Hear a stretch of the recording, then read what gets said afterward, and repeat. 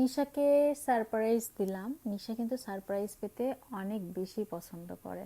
তো নিশার জন্য আমি যে শুটা কিনেছিলাম ওটা আমি বাসায় স্কুল থেকে আসার পর পরে তাকে সারপ্রাইজ দিয়েছি। আর নিশা সবচাইতে যেটা বাসায় থাকলে অনেক বেশি খুশি হয় সেটা হচ্ছে বাসা অনেক সুন্দরভাবে সাজিয়ে গুছিয়ে রাখলে। নিশা একদমই এলোমেলো বাসা পছন্দ করে না। আমি দেখেছি ও যখনই স্কুল থেকে চলে আসবে সঙ্গে সঙ্গে ড্রেসিংটা ঠিক আছে কিনা, ওর জিনিসপত্রগুলো জায়গা মতো আছে কিনা, সেই জিনিসটা অনেক বেশি খেয়াল করে। তো আমার কাছে মনে হয় ও একটা অর্গানাইজিং, মানে সবসময় জিনিস গুছিয়ে রাখা বা এরকম অনেক বেশি পছন্দ করবে বড় হলে। এখনই যেহেতু এরকম, তো ওর জন্য আমি এই শুজটা কিনেছিলাম।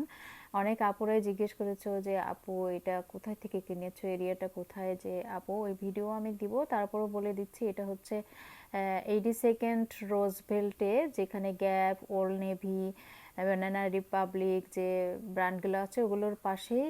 এটা প্যালেস টাইপের, এত বেশি দামি না, ওই টাইপের একটা স্টোরে সেল দিয়েছে। তো তোমাদের যদি প্রয়োজন হয় তোমরা নিতে পারো এসে, যারা আর কি এই এরিয়ার মধ্যে থাকো। তো ও তো ভীষণ খুশি। আসলে ইদানিং যে অবস্থা হয়েছে নিউ ইয়র্কের, মানে রাস্তাঘাটের এরকম শুজ ছাড়া হয় না। অনেক দিন আসলে এরকম ছিল না। তো আমি অনেক 2-3 বছর আগে যেটা কিনেছিলাম ওইটা আসলে ওর পায়ে হচ্ছে না, তো যে কারণে কিনে ফেললাম। আমার জানালার পাশ দিয়ে কিন্তু অনেক পাখি আসে, পাখিগুলোর জন্য আমার অনেক বেশি মায়া হয়। প্রতিদিন আমি খাবার দিচ্ছিলাম ওদেরকে।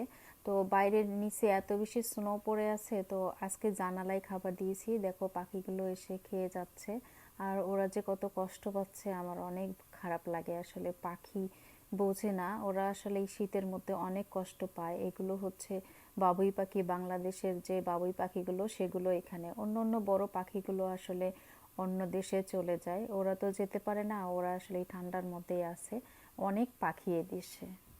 পাখিদেরকে খাবার দিয়ে আমি একটু বাসাটা গুছিয়ে নিচ্ছিলাম। আসলে নিশা বেবের কথা চিন্তা করে আমি বাসা প্রতিদিন একটু গুছিয়ে সাজিয়ে রাখার চেষ্টা করি। আর চিন্তা করছিলাম নিউ ইয়র্কে আমরা সবাই বাসা ভাড়া বেশি, এটা কিন্তু সব সময় চিন্তা করি। আমার কাছে মনে হয় বাসা ভাড়া দিয়ে দিলেই তো শেষ, বাট বাসার মালিক হলে মর্গেজ, রিপেয়ার, ট্যাক্স, ইন্স্যুরেন্স সব কিছু যখন মাথায় এসে বা ঘরে এসে দাঁড়ায় তখন কিন্তু এটা আরও বেশি কষ্টদায়ক। আর বাসা ভাড়া আর বাসার মালিক থাকা কিন্তু আমার কাছে সিমিলারই মনে হয় নিউ ইয়র্কে। এত বেশি বাড়ির দাম, মর্গেজ, ট্যাক্স এবং রিপেয়ার খরচ সব কিছু মিলিয়ে। তো যাই হোক বন্ধুরা, আজকের ভিডিওটি এরকম বাসার মধ্যেই ভিডিও শেষ করে ফেললাম। তোমরা ভালো থেকো, আশা করি ভিডিও ভালো লাগলে লাইক কমেন্ট শেয়ার করে পাশে থাকবা।